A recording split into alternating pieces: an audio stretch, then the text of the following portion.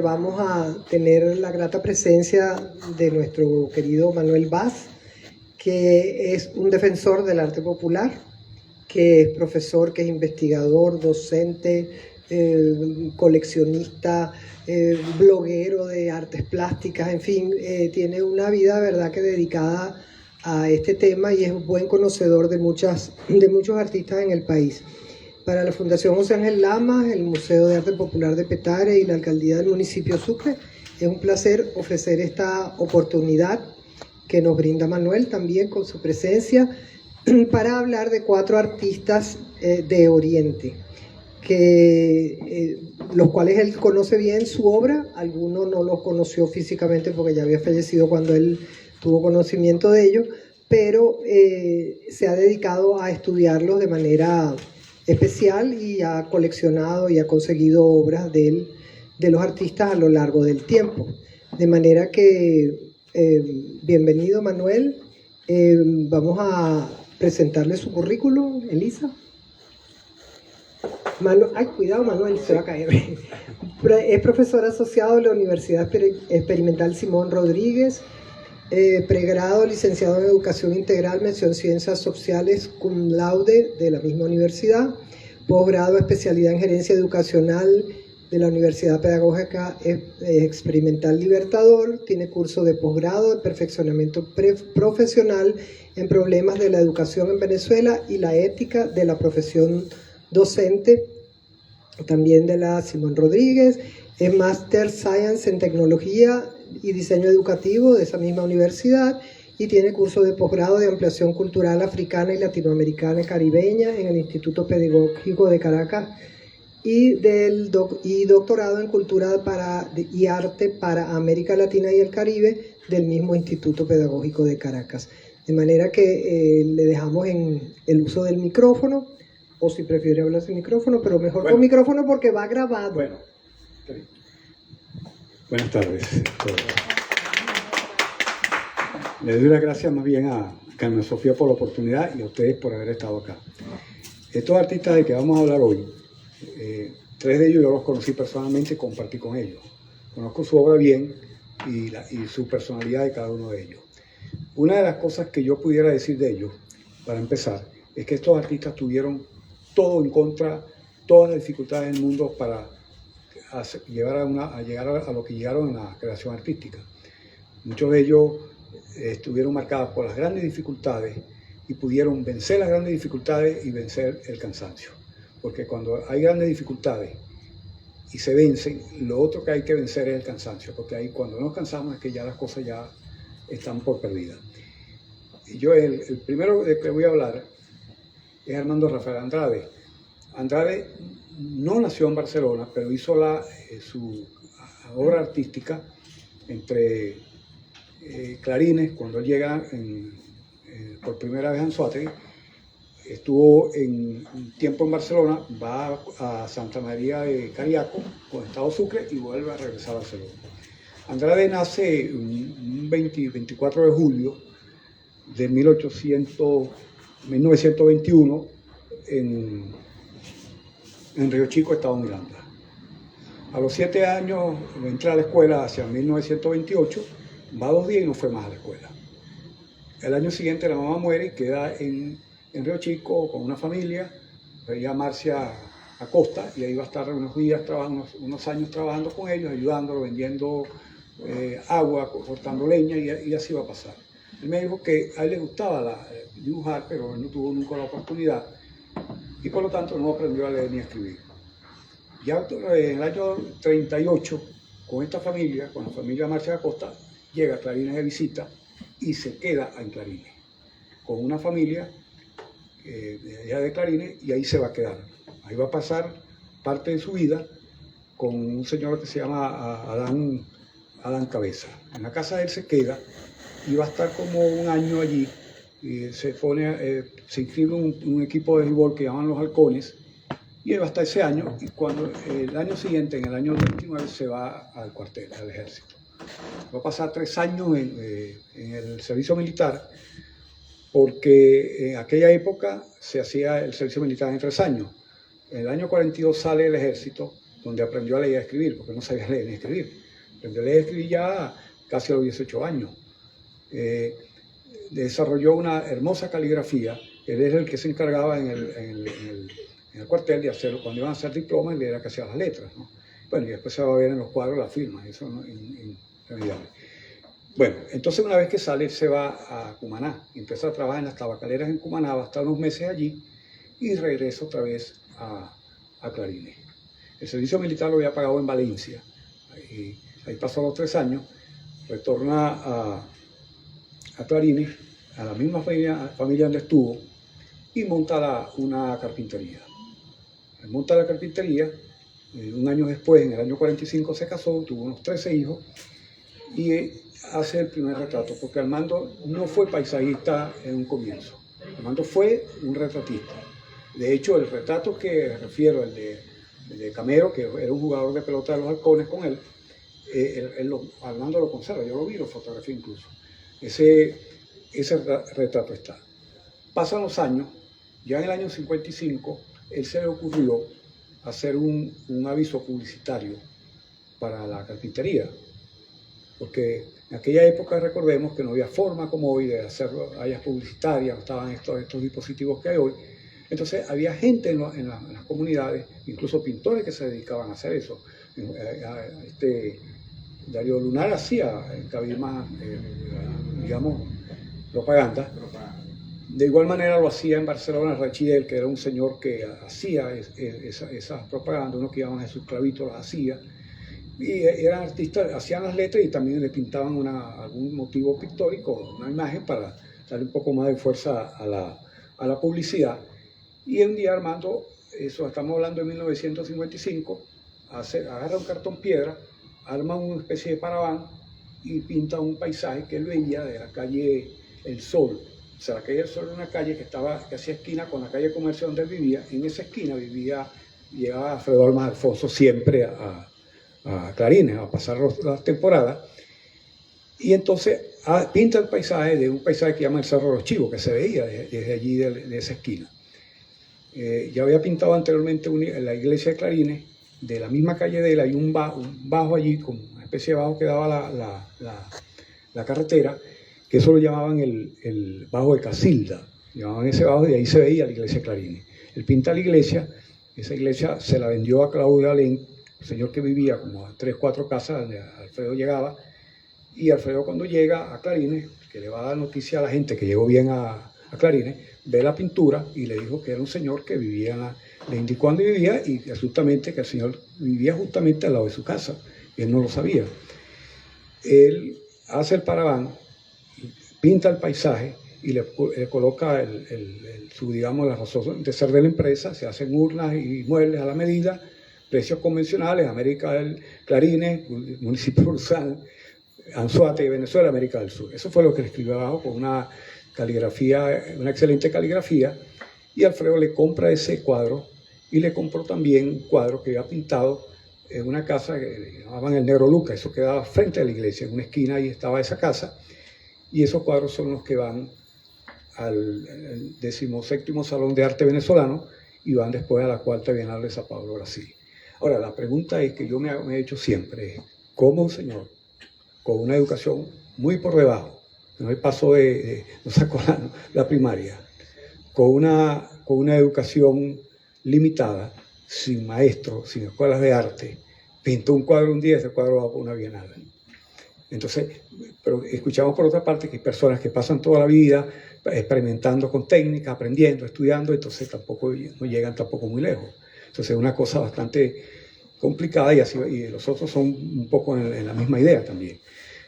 Eso es difícil de determinar, porque una bienal internacional no es cualquier cosa. En esa bienal estuvo Jacobo Borges también, estuvo Álvaro Rivas, estuvo Víctor Millán también, y fueron otros tantos, que por cierto los que fueron reconocidos fue Jacobo Borges y Álvaro Rivas, eso solamente, ¿no? Bueno, esta esquina que está aquí, era una esquina que estaba en la avenida 5 de Julio, lo que es el Boulevard 5 de Julio hoy, con la carrera 8. Cuando uno dobla esa esquina sale lo que está al frente del Río Neverí. Esa esquina, ahí funcionaba un negocio que llamaban La Uriqueña. Ese era de un señor que se llamaba Chema, le decía el Chemán, era apellido Martínez. Él llegó en el año 48 a Barcelona y fundó ese negocio y le puso el nombre a Uriqueña. Recuerdo que él me dijo una oportunidad que pagó, hizo el negocio con 2.000 bolívares en aquella época, ¿no? Estamos hablando del año 48. Ese negocio estuvo hasta los años 90, ya esa esquina ya no está allá. Ese cuadro está pintado en el 81. La esquina fue demolida más o menos como en el 90, en el año 90. O sea, uno pasa por ahí, eso está irreconocible. En la esquina, esta parte de aquí le llamaban el Callejón de los Borrachos. Pues él tenía una venta y vendía licores ahí, vendía de todo, la pulpería, lo que uno buscara lo conseguía allí. Entonces ahí iban la gente a comprar, a beber y se metían en ese callejón a tomar. Esa era una zona muy frecuente de Barcelona.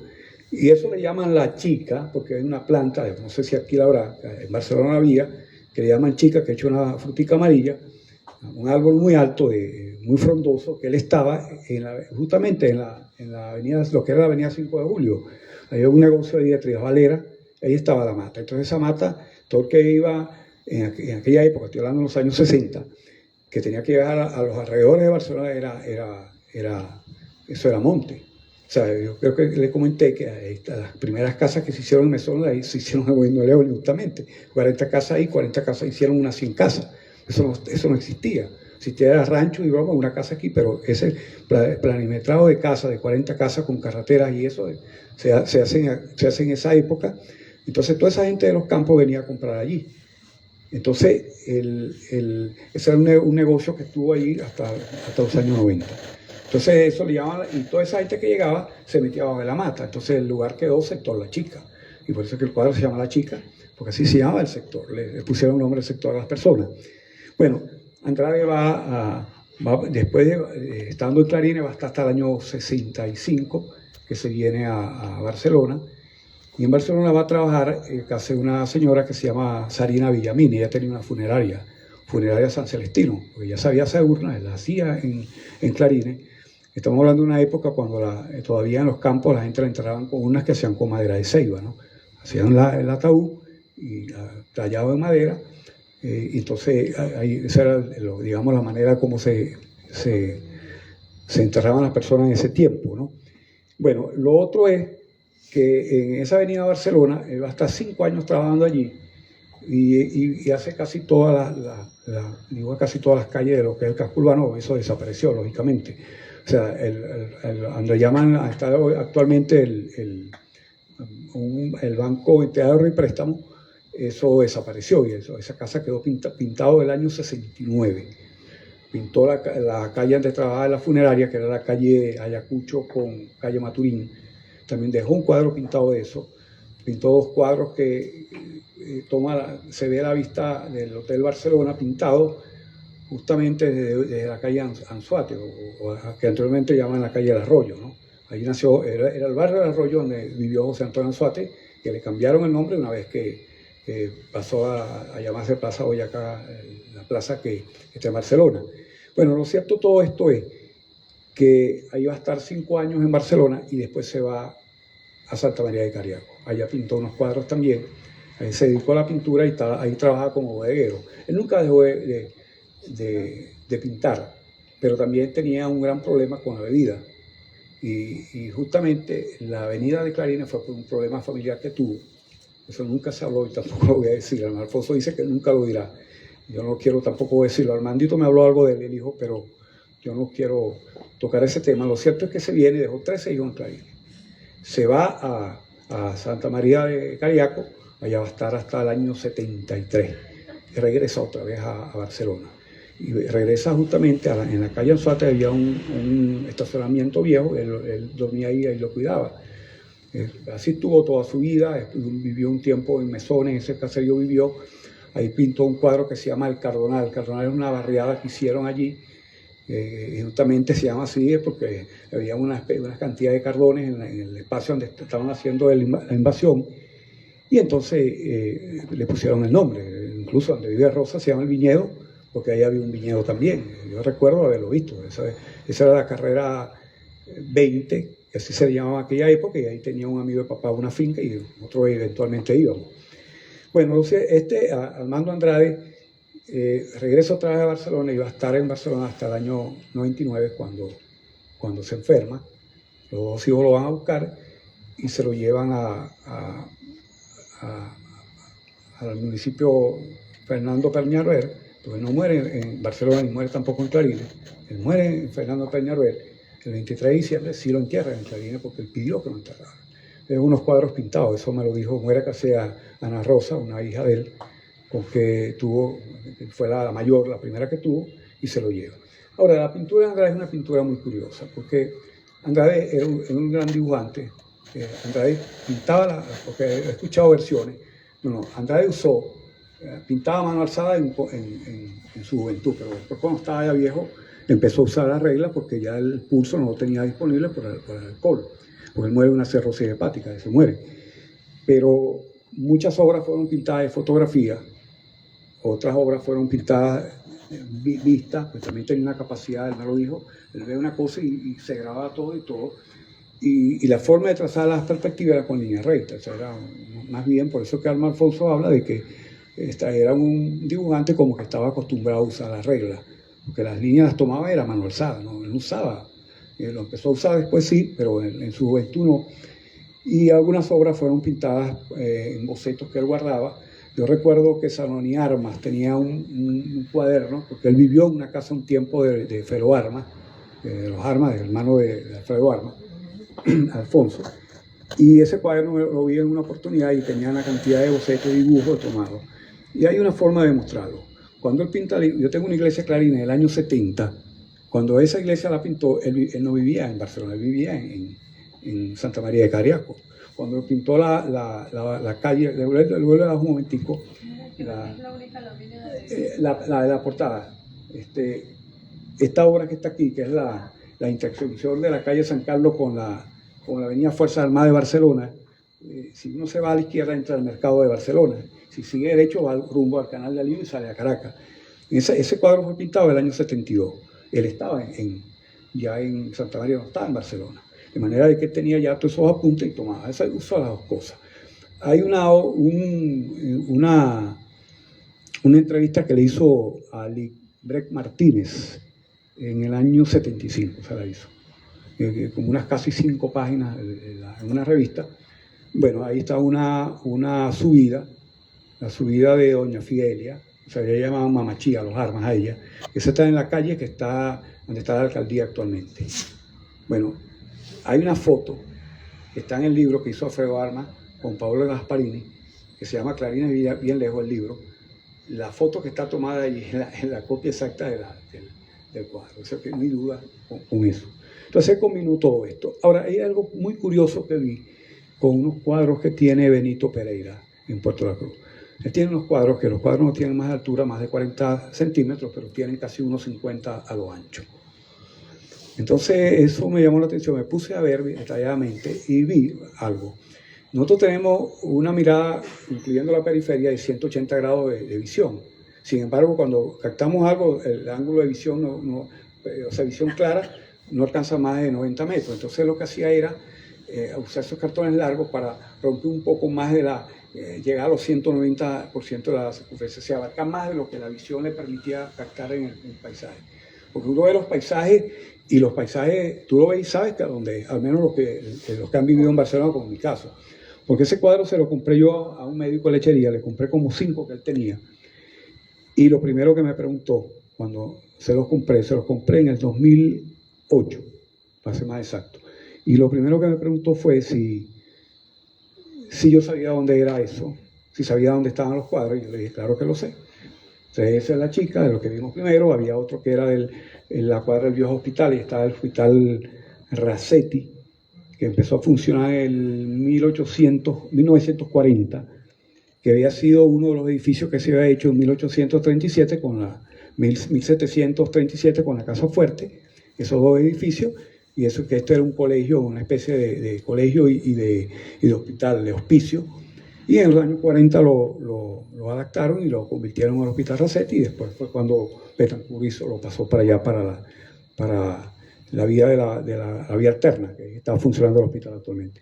Bueno, esa cuadra está pintada y ahí están todas las casas Y ahí estaba una funeraria, porque habían dos funerarias. La funeraria que se ve, porque la otra vez vi que decían que era la de Salina Villamine. Y digo, no, esa no era, esa era de los Silva, un familiar de Gerardo Aguilera, que ellos también tenían una en toda la esquina. Ahí se ve el Cristo ese de pies que ponen en la funeraria. Estuvieron ahí en la sala, ¿no? Bueno, lo cierto es que Armando, ya en esa última etapa, la obra empezó a mejorar. No pintó formatos grandes, al menos algunos que otros que se le encargaron. Empezó a hacer los formatos pequeños para vender, y eso era lo que vivía. Yo decía que era más fácil vender un cuadro pequeño en 5 bolívares que salía a vender un cuadro en 50, que iba a pasar todo el día en eso y no lo iban a comprar. Bueno, entonces, el gran legado que da Armando para la pintura es que Armando estuvo una representación importante fuera de Venezuela. Armando, con todas las limitaciones de la vida que tuvo, el alcohol, el haber quedado huérfano, lo que él vivió allá tuvo que haber sido duro, porque nunca me lo quiso relatar. Yo le pregunté una vez y lo único que me dijo, a mí me dio clase el maestro Guillermo, estudié hasta primer grado, fui 2 veces y no fui más. Murió mi mamá el otro año, me puse a cargar agua y así pasé toda mi niñez. O sea que fue una niñez difícil, y una persona con pocos estudios que haya llegado a participar en una bienal internacional, que haya podido estar en un salón nacional, es un gran logro para una persona que tuvo tantas limitaciones. Vamos a hablar ahora de Gerardo Aguilera. Gerardo Aguilera Silva nació en 1907 en Barcelona, una ciudad prácticamente olvidada, una ciudad que ya desde hace mucho tiempo era una ciudad que había quedado destruida por la Guerra de Independencia. Esa ciudad se construyó al río, a la orilla del Neverí, luego de unificar 3 poblados que estaban hacia la playa de Maurica, que era Santiago de los Cumanagotos, San Cristóbal de los Cumanagotos, y la otra era la Nueva Barcelona. Había rencilla entre los vecinos, también se quejaban por los piratas, porque Barcelona tuvo en una época un puerto hacia Maurica, y entonces resolvieron con Sancho Angulo y Sandoval traer la ciudad para donde estaba actualmente Barcelona, y la traen allí. El problema con esa ciudad eran las inundaciones. Las inundaciones producían grandes enfermedades. Eso lo dice Humboldt, que estaba en 1800, llega a Barcelona.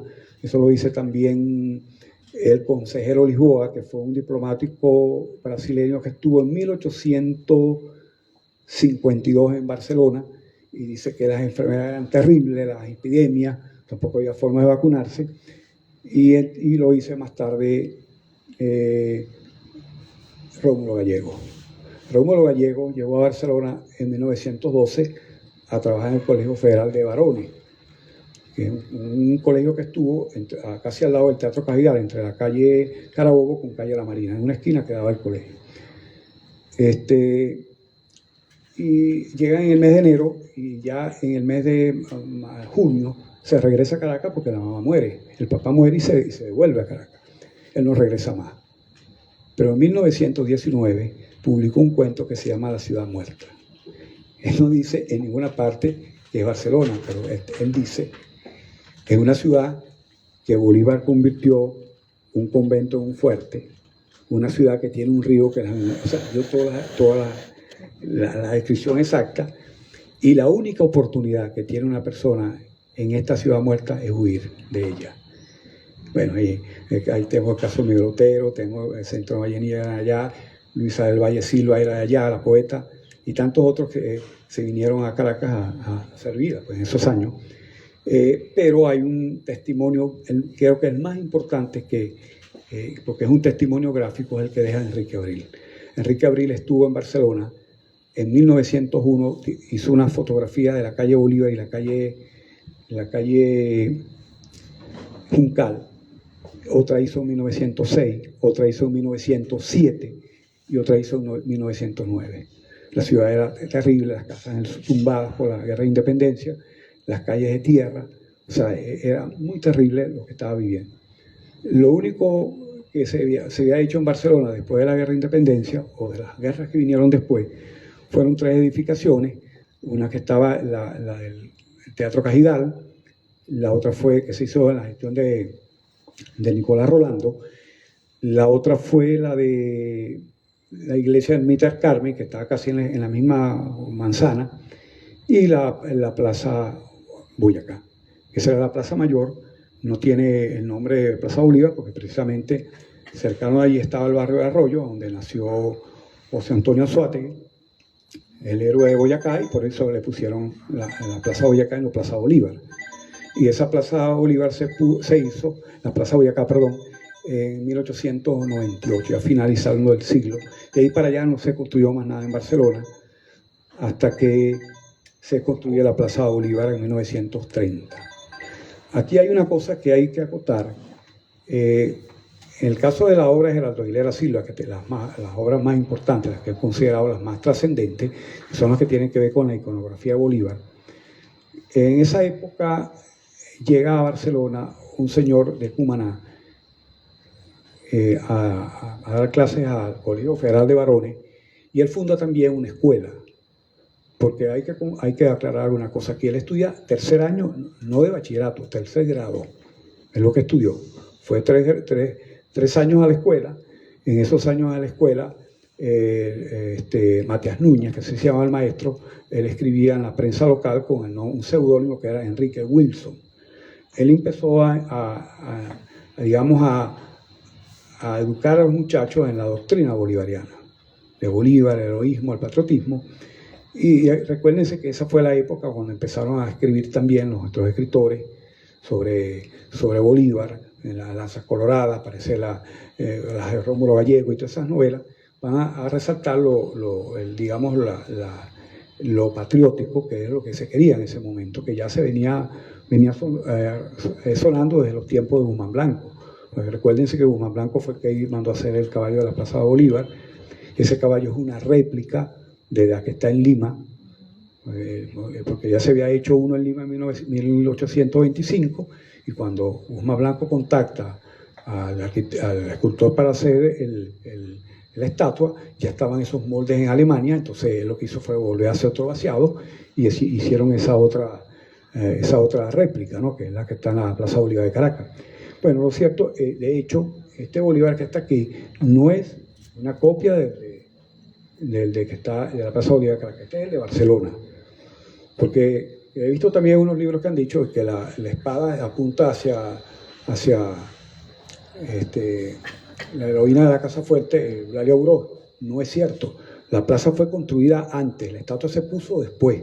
Lo que señala a Bolívar con la posición que le pusieron es la Casa Fuerte, con la espada está apuntando hacia la Casa Fuerte y el caballo no está levantado.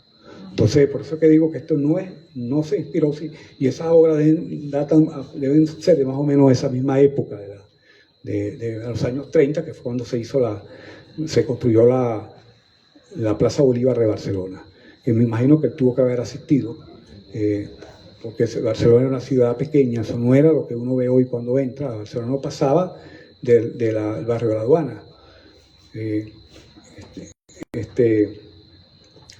No pasaba el barrio de la Aduana. Entonces, ese sentimiento por Bolívar ya lo está, de esa época, ya lo empieza ya a desarrollar, ¿no?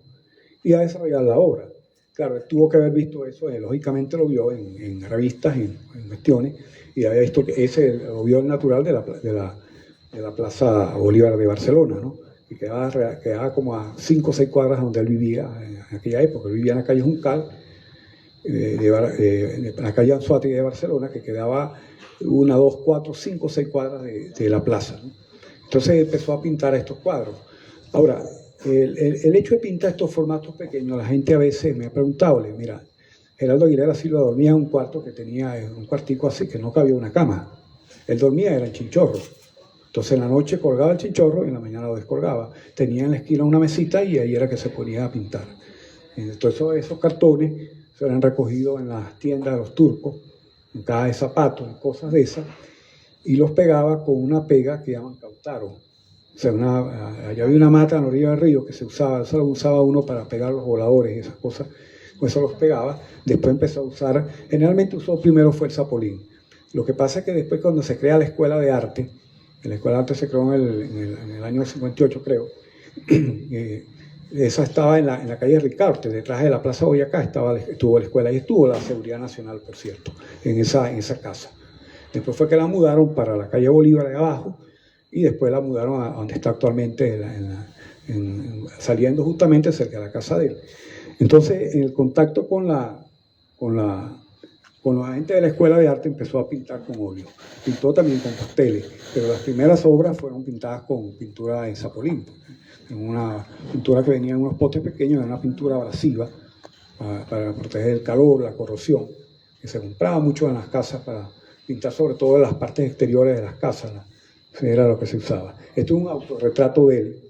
Siempre se autorretrataba con los lentes puestos. Nunca lo hizo sin los lentes. Al menos lo que se ha visto, lo que hay.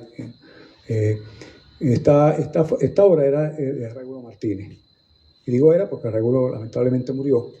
Él la tenía en su casa, se la dio Margarita, por cierto. Una vez cuando él muere, vendieron unas obras a la... Sí, vendieron unas obras en la alcaldía, entonces Margarita la compró y se la dio a Regulo. Regulo lo conoció mucho y era una persona muy traviesa, que paraba en las plazas a dar discursos, a recitar poesía, y bueno, y entonces la gente ya lo tenía por loco, ¿no? O sea, lo tenía por loco y la gente no le hacía caso, y bueno, y veía esos trabajos y no les parecía. Claro, hay que ver también que él se sale un poco de las reglas de la academia, de lo que la Reverón tenía allí, porque creo que fue Carl Sagan que habló de los pintores expresionistas alemanes, y los pintores expresionistas alemanes, los del Puente, tenían un lema, sin regla, la regla es la mía. O sea, cada quien pintaba como le parecía, y eso fue el caso de él, porque él empieza a pintar en pequeños cartones. Cuando la obra se iba, le exigía espacio, lo que iba a hacer era empatando los cartones, empatándolos, y terminaba como este collage que está aquí, una obra sobre un cartón sobre otro, y eso fue una técnica innovadora para su tiempo. Por cierto que Roberto Guevara le llama una técnica crecitiva, porque en la medida que va armando la obra, que va pintando, la obra la va agrandando más cartón, y hasta llega a un tamaño considerable, que casi toda la obra de él no fue una obra de gran tamaño. El más grande que he visto no pasa de 30 por 40, y creo que en parte por los espacios que disponían, por la economía de medios, no tenían tampoco recursos para comprar cosas. O sea, lo mismo pasó con Andrade, y eso pintaron con las uñas para ponernos un poco en nuestro tiempo. O sea, los que tenían voluntad para hacer las cosas.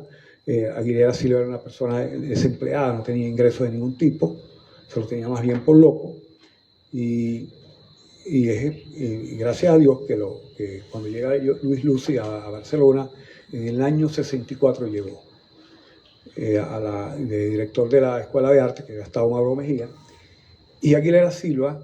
Por cierto que la fecha es el 22 de abril de 1907. Yo vi esa fecha en el diccionario de INCIBA. Hay un error allí, pues esa fecha yo la verifiqué ya con la partida de nacimiento en Barcelona, en el registro, para estar seguro de que era esa fecha, y de hecho Carmen me lo dijo. Yo conocía a Carmen, la hermana de él, porque Carmen era la que más congeniaba con él, porque él tenía un carácter difícil. Eso me lo dijo Carmen a mí. Entonces era una persona fácil de tratar, y sobre todo cuando tomaba se ponía terrible. Entonces, esa vez que llega Luis Lucy había venido a Venezuela también huyéndole por cuestiones políticas, huyó a Venezuela, y estando en la escuela salió una tarde a preguntar si habían pintores, y lo mandaron para casi un señor que hacía unas loterías, ahorita no recuerdo el nombre, pero allá las loterías de animalitos se pintaban, igual que en Maturín. En Maturín había una señora, pero nunca tuve la oportunidad de comprar una, porque cuando iba no estaba, y las veces pero las llegué a ver, se la vio una vecina que me la mostró, y entonces eran pintadas con pintura de esmalte, ¿no? Bueno, el señor estaba muy enfermo, y es cuando se va a donde Aguilera, y entonces empiezan a hablar, y es cuando él le propone hacer la exposición. De ese tiempo, la exposición tardó desde que se llevó los cuadros en el año 65, pasó casi todo ese año 65 hasta el 66 de julio, cuando se hizo la exposición. Hay una entrevista que le hace Mendoza en el 65. Le hizo una entrevista a él en Barcelona, y él estaba diciendo, él pensaba que Lucy le había robado los cuadros, porque el tiempo pasaba. Claro, la lógica era que la casillero en las exposiciones estaba ya lleno, no había oportunidad, y tuvo que esperar. Le iban a hacer en abril, eso está en la prensa, y escribe Mendoza, y tuvieron que suspenderla, y fue cuando se hizo en julio del 66. Él vino a Caracas, fue la única vez que salió de Barcelona, estuvo con Luis Luce y Juan Calzadilla. Eso sale ellos fueron a ver una exposición que había de Manacet en ese momento. Fueron a verla. Bueno, salió ese artículo que escribió, escribió uno Luis Luce y otro lo escribió Josefina Ordán. El de Josefina Ordán apareció en el New York Times, eso está en la versión en inglés de ese artículo, con una fotografía, con un cuadro, perdón, de George Washington. Bueno, Aguilera no fue reconocido en su tiempo por la gente, sin embargo, en el 2014 fue incluido entre uno de los mejores artistas latinoamericanos en un portal que creó Juan Carlos Boveri. La gobernación del estado de Anzoátegui incluyó esa fecha como un día asueto en Barcelona. Un reconocimiento suave. Incluido sí, también en la Enciclopedia Mundial de las Artes. Está también en las Artes Night, está también en versión en inglés, que por cierto eso estaba por digitalizarlo y, mandarlo, colocarlo en el portal, porque eso no está. Yo traduje el material en inglés y lo utilicé para lo que estaba escribiendo juntamente de él. Entonces, las pinturas, los Bolívar fueron las obras más codiciadas, más buscadas, después de los desnudos. Las naturalezas muertas fueron muy pocas pintadas por él, no fue alguna que otra. Alguna obra que otra religiosa, algún Cristo, pero el grueso de las pinturas fueron retratos de personas conocidas. Tu papá y una. De mi papá me sorprende que hizo 3. Sí, hizo varias. Está en la enciclopedia esa, es un retrato de mi papá. Sí, un retrato y un libro de Juan Calzadillas también hay otro. También hizo uno de Ramírez Chacín, porque él no muere en Barcelona, él muere en Puerto La Cruz. Eso yo se lo declaré a una persona, no, él no muere en Barcelona, porque había ya la Policlínica Puerto La Cruz funcionaba y había un médico que se llama Ramírez Chacín, que yo lo conocí porque él trabajaba en el Hospital Central Racetti. Mamá me llevó una vez al hospital y el que me atendió fue Ramírez Chacín, un médico muy conocido en Barcelona, muy querido de Barcelona, por cierto. Y entonces él fue que lo atendió y muere de una cirrosis hepática en la Policlínica de Puerto La Cruz. Entonces lo traen a Barcelona, salía en la prensa de León, murió, pero realmente murió fue en la Policlínica Puerto La Cruz. Igualmente que Armando Andrade murió fue en Guayabal, pues, en el municipio Fernando de Peñalver, es que muere, pero sí fue enterrado en Clarines, porque él pidió que lo enterraran en Clarines. Sus hijos, la mayoría viven en Clarines, viven todavía en esa casa donde él vivió cuando tenía la familia allí. Y bueno, Armando fue una persona toda la vida desamparada, prácticamente se entregó a la vida por un dolor grandísimo que sentía en el alma, y eso fue lo que hizo fue destruirlo. Sin embargo, nunca dejó de pintar. Igualmente que Geraldo Aguilera, nunca dejó de pintar, pintó hasta los últimos días. Esas obras que trajeron a Caracas, que eran casi 50 obras, porque él también era dibujante, también dibujaba. Esas obras no fueron pintadas a lo largo de un cierto tiempo, que fueron guardadas en cajas, y la mayoría no estaban firmadas, o ninguna, he visto muy pocas, fechadas ninguna. Solamente he visto quizás unas 200 obras de él, pero vi una en Barcelona, en la tipografía de Barcelona, que una de las tipografías viejas de Barcelona. Yo estudié con un muchacho, el hijo del dueño, y una vez en el taller de ellos vi una obra de él del año 70, fechada en 1970, y le pregunté a Pablo, el dueño, me dijo, no, esa es la fecha, cuando él me la trajo yo le puse la fecha atrás. O sea, yo no acostumbraba a fechar, y la mayor parte de las obras no están firmadas. Pero el que conoce esta obra sabe si es o no, es de él. No hay muchas obras tampoco en el mercado, o sea, el que las tiene no las quiere vender. He visto, creo que fue un desnudo, lo estaban vendiendo en $5,000, lo vi en un portal, en una galería en Miami, creo que es la galería. Bueno, su obra ha quedado ya para la posteridad, solamente que se haya reconocido como una fecha histórica para el Estado, que esté en una enciclopedia mundial de arte y que esté entre los pintores latinoamericanos de vanguardia, nos dice bastante, a pesar de que tuvo una educación muy pobre, en una ciudad que no tenía mayor referencia. La referencia artística podíamos tener, bueno, de los Bolet Peraza cuando estuvieron en Barcelona. Ellos estuvieron donde está el museo, que fue la tercera casa que se hizo a Barcelona. Ahí ellos montaron una imprenta, Bolet Peraza, hermanos Bolet, y ellos publicaron una revista que llaman Oasis. Esa revista Oasis, los ilustradores eran Ramón Bolé Peraza y Bernardo González. De Bernardo González tenemos la primera vista aérea de Barcelona, vista desde la torre de la iglesia y la vista de lo que fue después la Plaza Boyacá, que no es una plaza, eso era un peladero ahí. La ciudad estaba muy destruida. O sea, era una ciudad que no tenía mayores referencias de pintura, de cultura, nada. Y sin embargo, fíjense lo que pudo hacer un pintor en una época donde la diversidad se dio de la mano con él. Vamos a pasar el otro, Luis Méndez. Luis Méndez es un personaje que nació en Barcelona. Él nació en la calle La Línea de Barcelona y en su misma casa, porque la atendió fue una partera que se llama Guillermina Escobar. Ella fue su partera y después lo mandan a una escuela. Y eso le llaman la calle La Línea porque por ahí pasaba el ferrocarril, por esa calle. Ese ferrocarril empezó a construir, creo que fue Guzmán Blanco, y se inauguró en el 1892. Eso eran 23 kilómetros de recorrida de Barcelona, de Naricual, donde estaban las minas, a Guanta. Hacía una parada en Barcelona, cerca de un liceo que se llama Liceo Anzoátegui, ahí está todavía la casona, y seguía hasta Puerto La Cruz y después otro tramo a Guanta. Bueno, ahí nace en el año 50,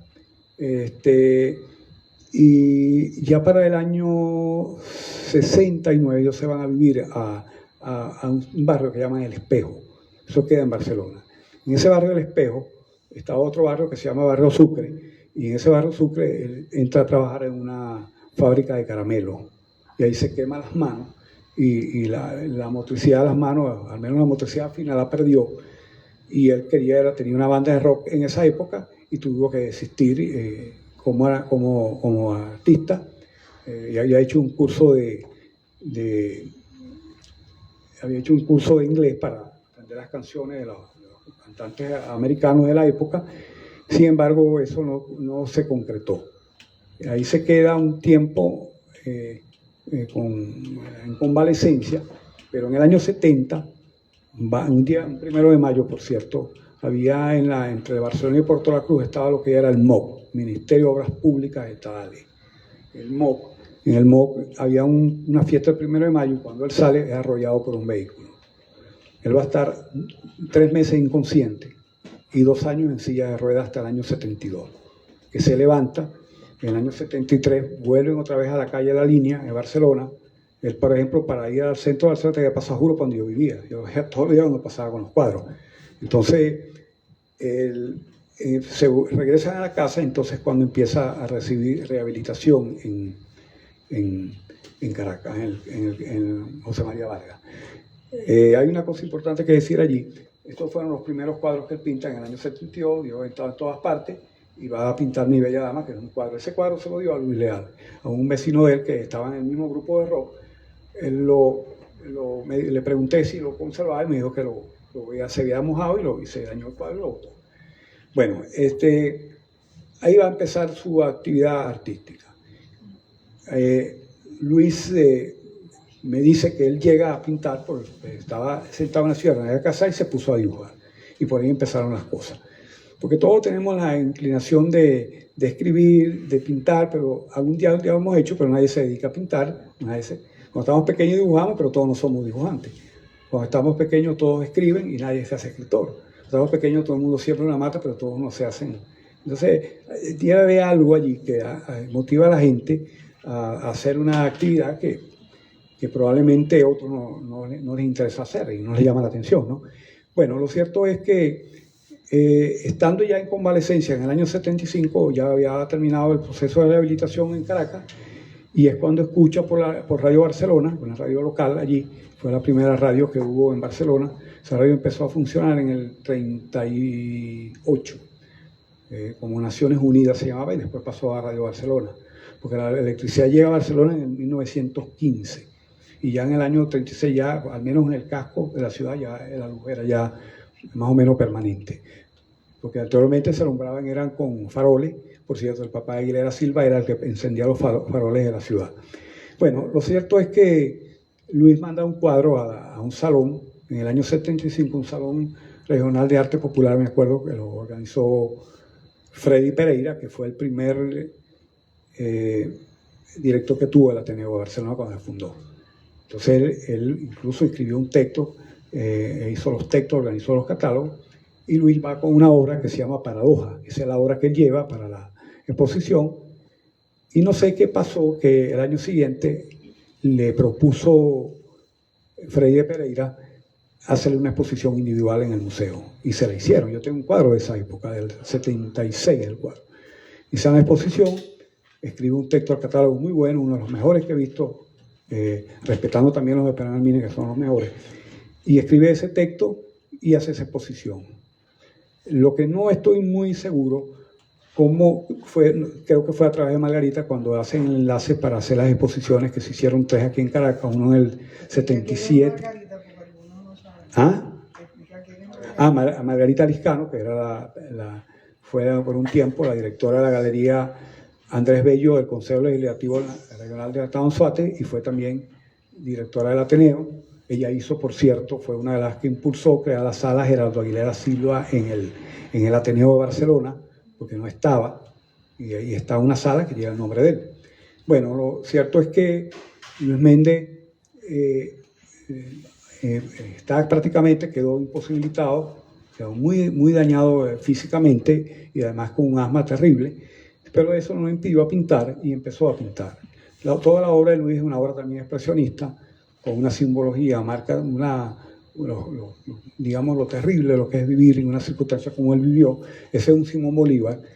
Este era de un amigo que se fue para Chile, por cierto, un arquitecto apellido Sandoval, que tenía una venta de artesanía en Puerto La Cruz. Ese cuadro es de él. Se lo compró a Luis en aquella época, porque toda la obra de Luis le escribe a la parte de atrás. Claro, eso lo empezó a hacer no desde cuando empezó. Las primeras obras le ponía solamente el nombre, pero ya a partir de los años 80 empezó allá a escribirle, a finales, a escribir los textos, pero los textos, en mi opinión, son parte también de la obra, ¿no? Porque la imagen va a tener siempre una referencia en el grafema, o el grafema en la imagen. Si no, no tendría ningún sentido el lenguaje. El lenguaje, cuando me pronuncian algo, yo tengo una imagen de algo, o cuando lo escribo tengo una imagen de algo. Entonces, toda esa obra de Luis está enmarcado en lo que llaman el expresionismo simbólico. Luis va a ser un pintor que va a pintar todos los días. Impresionante la capacidad que tiene para pintar. Todos los temas son alusivos a problemas de Venezuela, la ley, la justicia, la injusticia. Todos temas a la Casa Fuerte, a Bolívar, sobre todo. Hay una obra de él con que él ganó en el 84, se llama el cuadro y el libro del Libertador, se llama el cuadro. Muy interesante también. Bueno, y ha sido uno de los pintores que se ha mantenido, ha tenido todos los premios que han dado en los salones nacionales, por lo menos hasta el 99. De ahí para allá no me voy a meter porque yo no quiero hablar de esos salones. El Michelena fue uno de los premios que lo consolidó en el año 96, porque Luis, al igual que Andrade y al igual que Geraldo Aguilera, ellos no fueron muy populares allá. Yo recuerdo que Luis, la gente no le gustaban los cuadros de él, eran feos, y pasaba todos los días con los cuadros buscando un cuadro a vender, y yo me acuerdo que siempre terminaba en mi oficina y yo se los compraba. Pero cuando ganó el premio del Michelena, ya las cosas empezaron a cambiar. Su obra fue conocida. Ese año las obras de él viajaron a la Casa de la América en Cuba, como en una delegación de los que ganaron los 12 del Michelena, por cierto. Estuvo entre los 12. Bueno, su obra se fue consolidando como uno de los mejores pintores que ha tenido el país en estos últimos años, ¿no? Igualmente con una educación poca, pasó de sexto grado de educación, no tuvo maestros tampoco. Fue una manera de pintar muy particular a él, igual que la de Andrade, igual que la de Geraldo Aguilera. Vamos a pasar el otro. Bueno, estamos con Rosa Vega. Rosa Vega nació en un pueblo en municipio Bolívar de Maturín, de Monagas, perdón, que se llama Campo Ajuro, eso es cerca de Caripito. Ahí nació en el año 50, desgraciadamente murió en el 2022. Ella llegó a Barcelona trabajando en casa de familia y después se casa con un señor y van a vivir en una población que llaman Las Casitas, eso hacia Playa Maurica en Barcelona.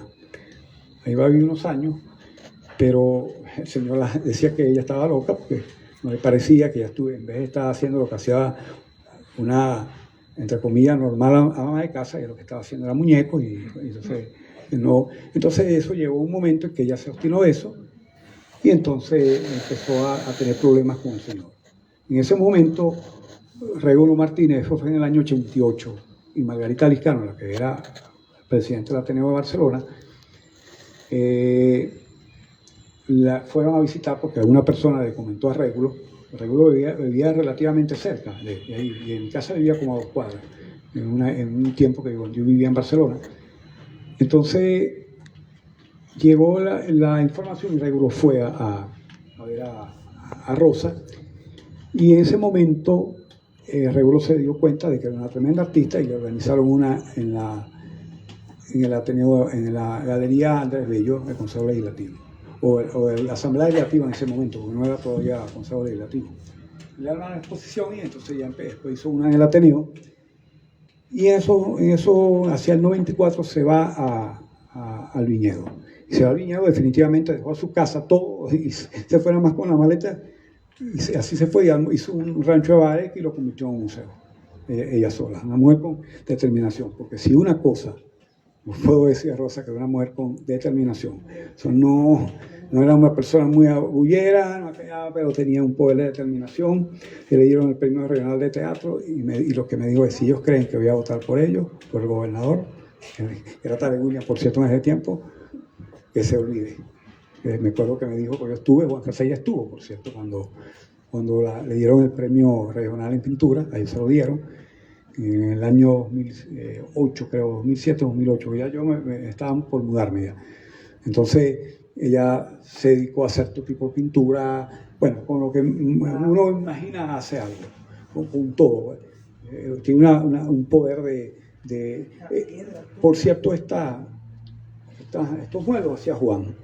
Juan, sí, él le decía a Juan del Monte. Juan era una buena persona, yo tenía mucha amistad con Juan. Él le hacía los muebles para montar las cosas. Muchos de estos personajes pues, existieron realmente, ¿no? Personas que ella conoció. Bueno, el Regulo hizo de quién más, de Andrade de Luis Méndez hizo también una pieza. Hizo una de la que yo te dije, el curandero, porque esa partera existió realmente allá en Campo Juro, porque ella cuando estaba allá, ella tenía ya esa idea ya. Ella dice que cuando estaba pequeña no tenían para comprarle los muñecos y ya las hacía. O sea que ella venía con un don creativo. Lo que yo no le he llegado a entender es cómo en unos pasa y en otros no. O sea, gente pasa toda la vida en una academia y no aprende nada. Hay gente que no van a ninguna parte y aprenden todo. Sí, tiene que ser un don, no le veo otra explicación. Bueno, Rosa igual fue una persona humanamente extraordinaria, no tuvo una vida difícil, le quedó huérfana pequeña. Todas estas personas tuvieron una vida en los familiares muy dura, y yo creo que el éxito de ellos estuvo en sobrepasar las dificultades y vencer el cansancio. Porque cuando hay muchas dificultades, uno se agota, y ahí es que uno baja la guardia y no hace nada. Ahí está el gran peligro. Entonces esa gente salta, brinca por encima del agotamiento, del cansancio, y entonces que pueden desarrollar una obra importante, como en el caso de Rosa, que lamentablemente murió. El museo, hizo un museo allí, creo que ha sido el encanto de mucha gente. Se han hecho videos de ella, hicieron un video bien interesante de ella, y yo me lamento no haber estado, porque ellos me habían llamado para hacer video, pero yo no estaba en Barcelona, estaba en Caripe, y ellos me llamaron, no, estoy en Caripe, pero el de Luis Méndez sí lo hice. Hice un video horas, el de Luis, sobre la pintura de él, cómo empezó, porque Luis estuvo difícil, casi muere. Luis tenía una incapacidad terrible, porque nunca quedó bien del accidente, nunca. Él quedó bien de la cabeza y todo, pero él quedó maltrecho y las manos un poco torpes, sobre todo para trabajar con la motricidad fina no era nada fácil. Rosa sí hacía de todo, hacía sillas, lo que sea, y con lo que sea. sea, Rosa con cualquier cosa hacía algo. O sea, tiene un poder creativo importante y, bueno, y merece haber sido premio regional en Anzoátegui, inclusive en Luis Méndez incluso.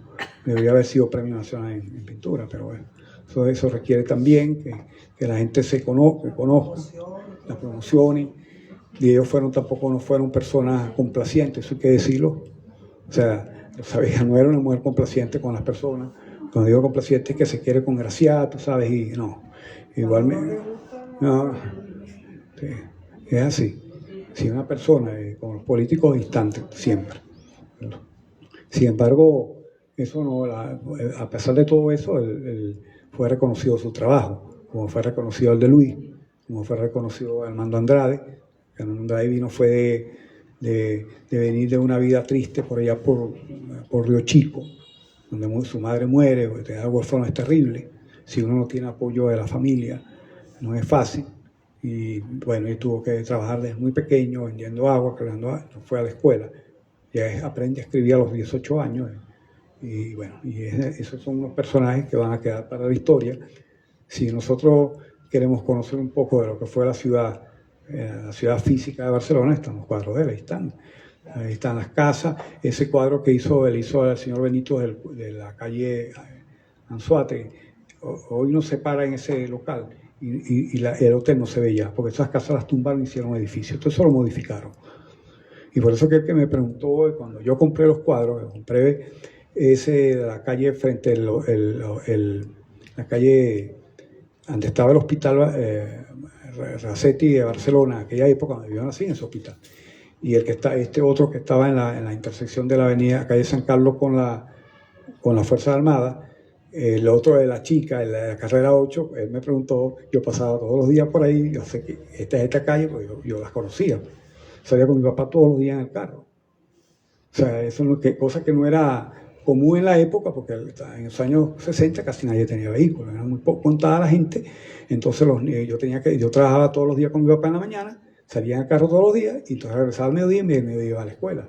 De esa manera, además que en esa época Barcelona no era lo que vimos hoy.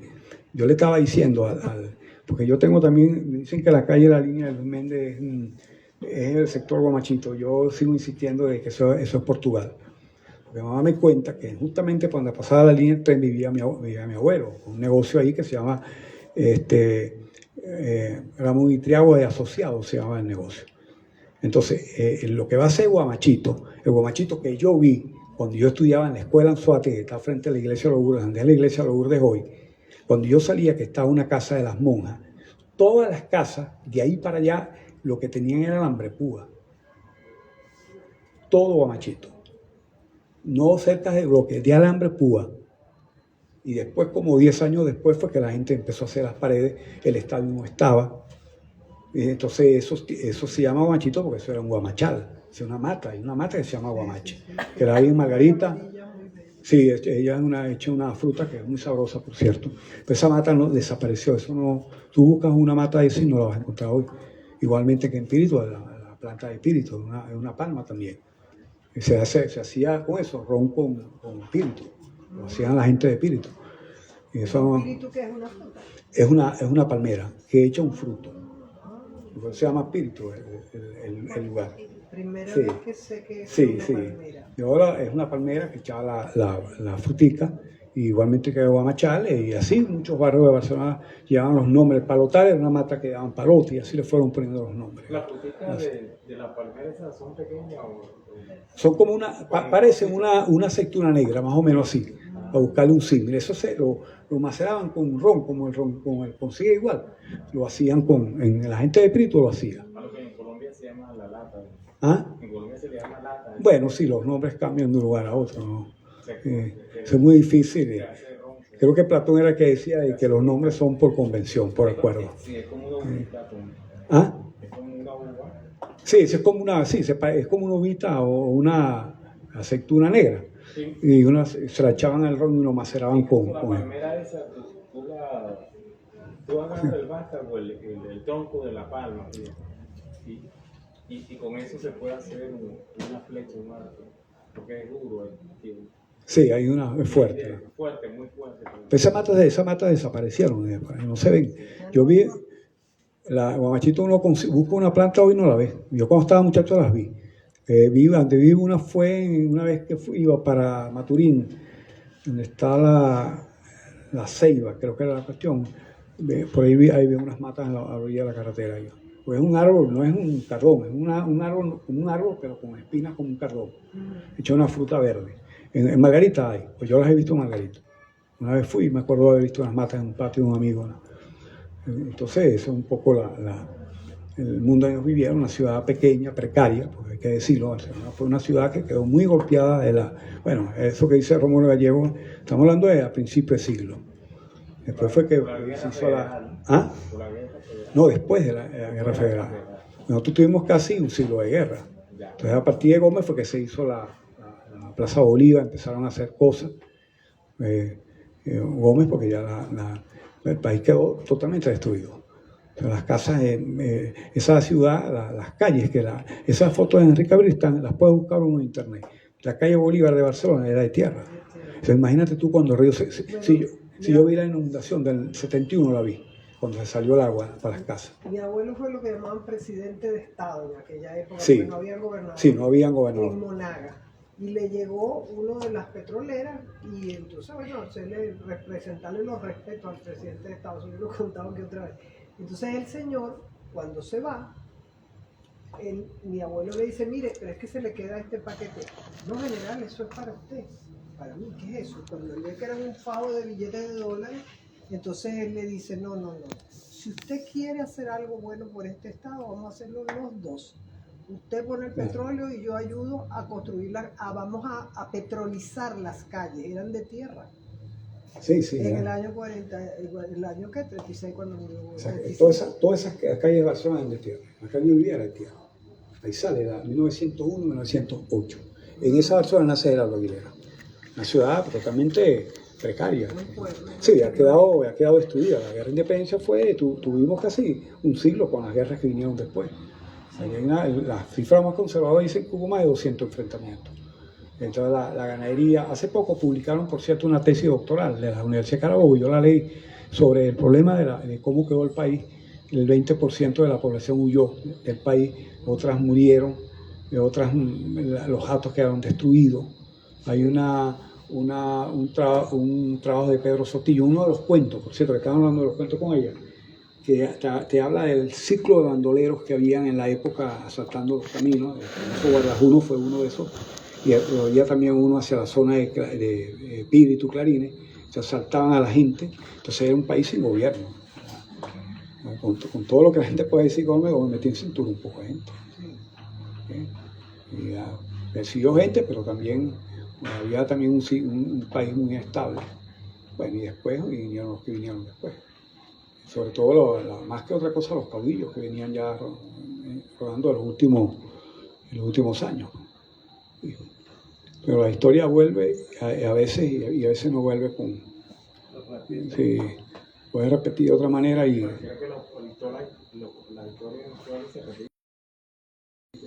Sí, hay cosas, claro, no se repite igual, pero sí pueden surgir nuevamente el problema.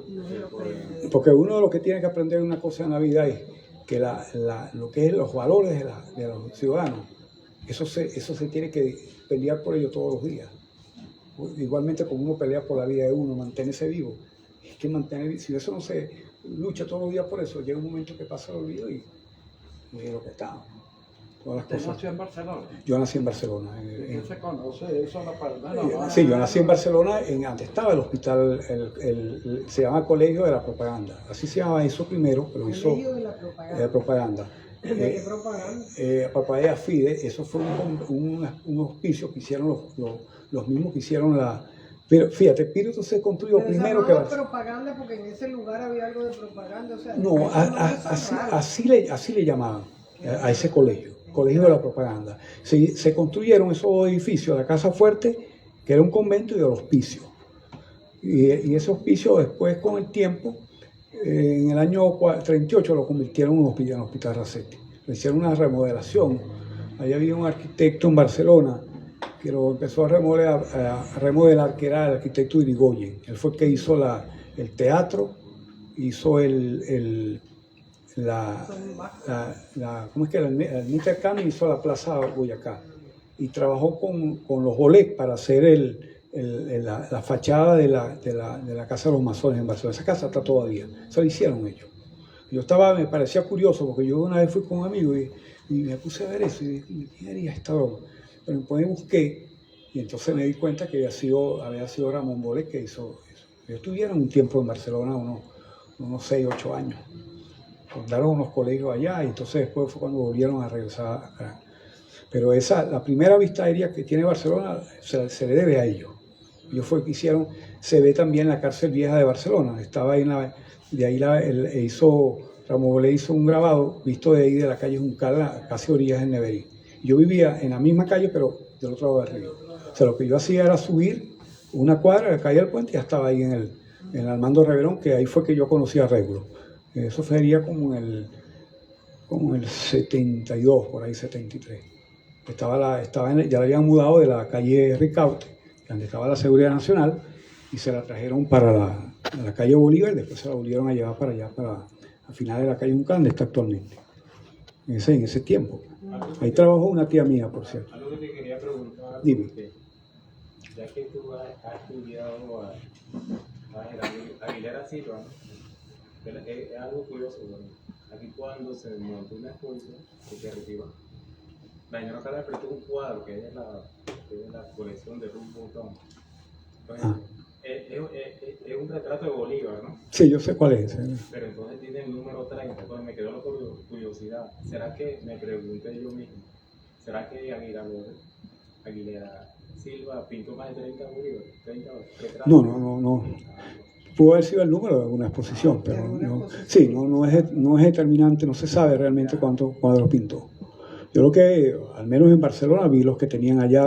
Margarita tenía uno, que era de Régulo, tenía uno, el que hacía Festival de Tradoquillo, tenía otro, que lo vi también. En el museo había uno pequeño, un desnudo, había otro en el Ateneo. Yo tenía 5 y le regalé 2, uno a un amigo de Valencia, otro, me quedaron 3. Los que vi de allá en Clarines, de la esposa Espinosa, de Alicia, tenía 2 o 3 tenía Alicia. Y bueno, Luis tiene como 4 también, un escudo. Él hacía los escudos, los pintaba, eso sí. Puchito Yaceli en la calle Bolívar de Barcelona tenía 1. Bueno, Ramírez Chacín tenía varios. Y así mucha gente tenían cuadros. Pero la mayor parte de los cuadros quedaron en Caracas. La mayor parte. ¿Usted cómo hizo para comprarlo? Porque tiene una buena colección usted. Bueno, porque yo toda mi vida...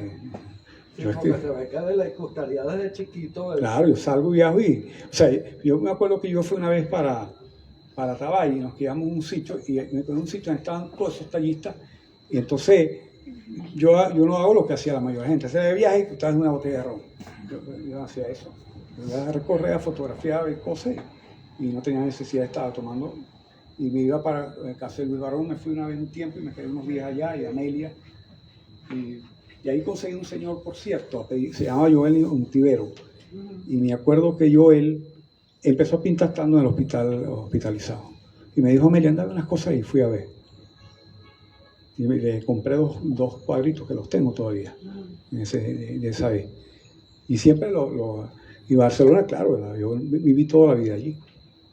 Y conocí a Salomón de Lima, lo conocí, a Parela, que fueron los cronistas de la ciudad. Ahorita pusieron un cronista, pero yo no estoy muy convencido, porque escribió unas barbaridades en la... No, porque él escribió, cuando él escribió en la Barcelona, se creó, no ahí donde está ahora, sino en la que creó Juan Dorpín. Pero que él no quiere entender que lo que tenía Juan Dorpín, lo que tenía el otro, Cristóbal Cobo y Luxa Fajardo, que fue el que creó la Santiago de los Cumanagotos, esos eran 2 gatos que vivían allí, esos eran rancherías, esos eran ciudades. Y las leyes indias te definían bien claro lo que era una ciudad y lo que era un pueblo. Eso estaba escrito. Y además Barcelona tampoco se hizo con una real cédula. Entonces había unos líos entre ellos allí con los piratas y se reunieron y se la trajeron para allá. Entonces la pusieron, y bueno, ahí está la iglesia, está el museo de la tercera casa que se hace, y está el edificio de gobierno, que será la lógica de la ciudad, que la puede ver uno en la planimetría de Caracas que hizo Pimentel. Entonces eso no hay duda. Entonces eso no eran ciudades. Sí, quieren cambiarla y decir que eso eran ciudades, eso no eran ciudades, eso eran rancherías. Personas que llegaron allí, que habían que 10, 20, 30 personas. Hay un libro de Humboldt que describe eso bien, porque Humboldt estuvo en Barcelona y estuvo en la ciudad, estuvo ahí en el morro de lechería, lo que llamaban, ahí estaba un señor apellido Labé, vivía ahí un francés. Y ese río tenía, relata que cuando van navegando por porque eso lo dice, por cierto, Rómulo Gallegos, que lo único que podía hacer en la ciudad muerta era huir de la ciudad. Y se iban, era por el río. O sea, el río navegaba, ahí está el Hotel Neverí, ahí estaba el puerto. Y se veían en caimanes, y cayó una persona en un bote, por eso lo narra Humboldt, y eso lo despedazaron los caimanes. Ese río tenía caimanes, todo ese río Neverí. Claro, lo que pasa es que yo soy, por ejemplo, uno compara, yo iba muchísimo a Barcelona porque me encantaba ir para la Plaza Bolívar, hablar con la gente ahí, porque todos tienen un conocimiento primero de la vida, la filosofía. Pero si uno, por ejemplo, comparaba con Cumaná, donde yo iba también muchísimo, en Cumaná hubo un arraigo de familias que todavía existen, Sí. no se salieron. O sea, ahí siguen las mismas gente, los berribetas, yo no sé qué. Pero eso, una parte de mi familia, que una parte se fue para Ciudad Bolívar, pero en Barcelona casi todo el mundo como que se salió y nunca conseguí, o sea, salvo muy contadas excepciones, que hubiera ese arraigo familiar, porque la gente se vino a Caracas. Sí, se vino mucha gente a Caracas. Sí. Mucha gente se fue. Y todavía, o sea, era interesante porque los que se quedaron tenían historia y contar, pero no había ese arraigo que uno conseguía en Cumaná, por ejemplo. Y así se quedó gente de allá y se quedaron de por vida y mandaron a sus hijos afuera y regresaron. La gente de Margarita también emigraba mucho. Sí. También. La parte de Pozuelo hicieron con Margarita y Puerto La Cruz fue hecho por Margarita. Claro, en esa época también Cumaná era más importante, tenía teatro, Sí, venían los claro, barcos, claro. Y se quedó Barcelona como relegada. Pues. Sí. Y después que empezó la explotación petrolera y más todavía. Pues yo me acuerdo que Barcelona era prácticamente olvidado y el puerto se hizo de repente. Claro. Yo me acuerdo que haber ido al campo Gulf, sería en el 65, que ahí vivía un primo de mi mamá, que era lo que llamaban el campo americano ahí. En esa época ya estaba eso allí ya, el campo americano, y ya Puerto La Cruz le llevaba una morena a Barcelona. Claro, bueno, Ajá. también desarrollaron el turismo, que es lo que pasa, que Puerto La Cruz hicieron casi los resorts, todas esas Sí. cosas, la gente empezó a tener lancha. El problema es que la gente en Barcelona, creo que debe haber sido porque eso tuvo una inmigración, no le buscó arraigo a la ciudad. Pero como en Puerto La Cruz lo hicieron porque tiene marina, tiene toda la gente Claro. se acostumbró a tener los barcos. Bueno, yo hablando un poco de eso, de la gente que vino de afuera. Bueno, por ejemplo, Barcelona. Yo vivía en la calle El Progreso. Yo doblaba aquí, estaba la Juncal y estaba el centro. Aquí estaba la Plaza San Felipe, que estaba San Felipe de Neri. Tenía 6 años, salgo con mi mamá. Una panadería. El dueño Portugal. apellido Ayoca. Mi mamá trabajó con él, un italiano. Al frente, en la misma plaza, estaba supermercado del Atleta. Un tipo que ya estaba en las Olimpiadas, un italiano llegó a Venezuela. Doy la vuelta aquí, Miguel. Una venta parrilla, un italiano. Voy más, de este lado, Sabor Canela. Una barbería y una pequeña librería. De este lado estaba aquí, mi mamá tenía mucha amistad con ellos. Ellos venían de Yugoslavia. Estaban también ahí 2 señoras. Así. Estaba por allá de Metrotenópolis, que fue el que hizo la casa del gobernador de Barcelona. Esa casa era de él. Él vivió en el barrio Portugal, en el mismo barrio donde viví. Mi mamá trabajó con él. La señora se llama Amelia.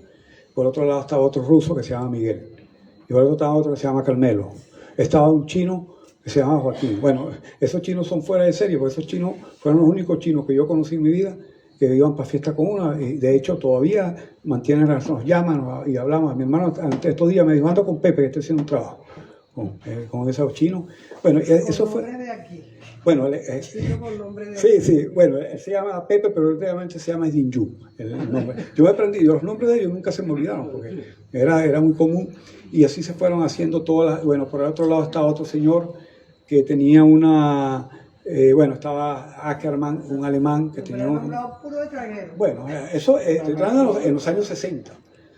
Estaba Juan Puz, también que tenía una broma de tener un poco de hijo. O sea, ahí mismo donde yo viví. Para que se haga una idea de la gente, entonces, a veces uno... mi papá era nacional español también, no era venezolano. Claro. De ahí seguí huyendo de Europa cuando la guerra civil. Estuvo en la guerra civil y después tuvo que huir. Claro, es que aquí hubo una inmigración que construyó un país, que es lo que la gente no, Esa la gente no y quiere una entender. invasión que lo destruyó. Mira, una vez La historia de Venezuela. Marcela Granina le preguntó una vez a José Ignacio Cabruja en una entrevista y le preguntaron, ¿qué somos los venezolanos? Dijo, Marcela, venezolanos, no se pongan a inventar. O sea, cómo uno se pone a ver esa narrativa del negro, del blanco. Mira, yo cuando hice ese posgrado de culturalidad africana, tú sabes lo que descubrí, que los mercados de esclavos no los crearon los españoles ni los portugueses, los crearon los mismos negros esclavos en África. ¿Ves? Lo que pasa es que esa inmigración fue una Ahora, inmigración controlada. ahora, que sabemos... fue de posguerra, de todo eso, y gente que Entonces, vino a trabajar porque habían claro, pasado el trabajo. claro que Como vino a usted bien trabajar. dice, No. cuando la gente pasa a trabajo, A cuando trabajar. sale la cosa para... Porque lo otro es terminar en una reja preso y eso la gente también tiene que verlo. Se Claro, trabaja, pero trabaja. ahí, fíjese, normalmente cuando la gente pasa tanto trabajo, o se le salen los demonios, se vuelve un demonio, o lo hace para bien. Y en ese caso, en esa inmigración de Venezuela, la gente que venía de pasar trabajo, de comer árboles y rajar los árboles para sacarle la savia, porque no tenían Sí, nada. sí, sí. Y Trabajando. lo hicieron todo para bien. Después de pasar trabajo, hicieron una cosa bien. Pero a veces que la gente pasa trabajo y lo que hace es tratar de robar al otro y no sé qué. Sí. Ahora, no hablé tampoco de los árabes, porque esa es otra cuestión más. Porque lo que pasa es que los árabes pusieron las tiendas del otro lado del río. O sea, así uno baja atrás y ahí estaba Elías, que lo conocí bastante. Entonces, bueno, esos turcos andaban me acuerdo, yo tenía como 4 años cuando andaban con un cajón. Sí, Después, toda esa tienda, bueno, que no Que decía le decían turco. turco, pero Sí, que sí, no probablemente eran eran turcos. libaneses. Yo no sé, Bueno, eso es otra cosa. En toda Venezuela le decían Uno le pero dice eran turco y no eran como le turcos. decía Bolívar. Un día pasó por ahí, por donde yo estaba viendo casi una tía, y entonces yo digo, el amolador, y entonces, mire, venga acá, señor, a turco, venga acá, no, creo que eran unos turco. zapatos, Sí. viendo arreglar zapatos. Turco, señora, sirio, disculpe. Claro, pero es que los guanás Claro. que eran del Líbano, Sí, le decían los sí, turcos, y turco, Franciscaí se todavía, murió sí, el turco sí, guaná, sí, sí. porque no hubo forma que le quitaran el mote. Bueno, y una cosa muy curiosa, a Barcelona llegaban hasta japoneses también. Entonces montaron, fue una quincalla, y se hizo genérico, al menos en Barcelona, anda la japonesa. Porque eran las únicas tiendas de quincallas que habían y eran 2 o 3 negocios, gente que venía al Japón, no chinos, japoneses. Entonces yo digo a veces, la gente se olvida de todo esto. Son los nombres de las cosas, el caso de Barcelona, porque las cosas son como son, no son de otra manera. La mentalidad de la gente que vino afuera, que vino a trabajar, porque yo pongo ejemplo de Mayer, que el hijo de mi compadre. Yo llegaba a la casa de él él vivía hacia la parte del centro de Barcelona, en la calle Juncal al final. Hizo una casa grande, pero tenía un gran patio y tenía la fábrica, tenía un galpón. Te llegaba a las 10 de la noche, Maya estaba ahí. Ibas a las 5 de la mañana, estaba ahí. Tenía 3 o 4 horas. Y bueno, y consiguió dinero, pero fue trabajando. Sí, trabajando. Pero eso creo Era alemán. una cosa muy buena, porque yo hice todo eso y a mí que me fascinaba viajar por Venezuela, que es lo que yo siempre decía, Venezuela es lo que era una familia de buena familia, Sí. porque nunca se crearon clases sociales, sino en todos los pueblos al unífono decían fulanito de buena familia, y después estaban los turcos, Sí. eso nunca lo consideraron de buena familia. Pero eso es al unísono en toda Venezuela. Haga la prueba, bueno, ya ahorita eso se olvidó. Sí. Pero es que era una cosa Y impresionante. muchos de los turcos ya están... Yo no sé por qué los pobres turcos, que tampoco eran turcos, eran libaneses. Sí, había una cantidad de... Pero Entonces, pero esos no formaban parte de la buena familia. En cambio, todos esos, los españoles, los italianos, los europeos, todo eso era buena familia. Claro, porque tenían una base moral, yo no sé qué. O sea, eso era realmente el concepto.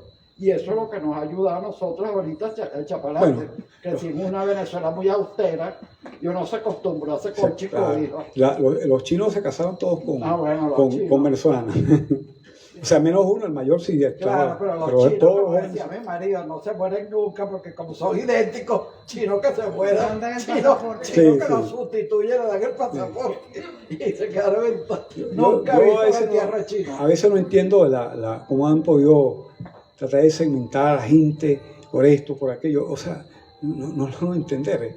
Yo estaba viendo el otro día, cuando sacaron el libro de Arenas Abiertas América Latina. Yo leí ese libro cuando ese libro salió, en 1982 lo leí. Pero después, estando en la universidad, leí uno de Ángel Rama, uno de los que inmigró aquí, le dio clase a un amigo mío, por cierto. Y se llama, el libro se llama La ciudad letrada. Entonces, lo que plantea él allí, que no es tanto lo que dice Dulce, ahí ve algo de verdad, pero no es una verdad absoluta. Es decir, las crónicas allí no se han hecho, no supieron nada de las Indias. Que supiéramos de la fauna, de la flora, de la psique, de los grupos, de la gente que estaba en este momento aquí, que estaba muy atrasada relativamente con Europa. Entonces, ahí se trata de demonizar un poco la cuestión, hay que ver las cosas en